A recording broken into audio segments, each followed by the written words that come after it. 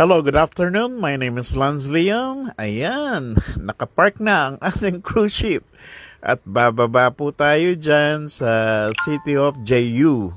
Alright, so magsha-shopping tayo dyan. We'll see kung ano yung ino-offer ng syudad na ito. So, ayan po, bababa po tayong lahat dyan. Hindi po pwedeng mag-stay ka lang sa cruise ship. So, mandatory na kayong lahat ay bababa kasi that's the time na lilinisin po yung rooms ninyo, yung the entire kaya pinapababa pag pumupunta kayo sa mga main city.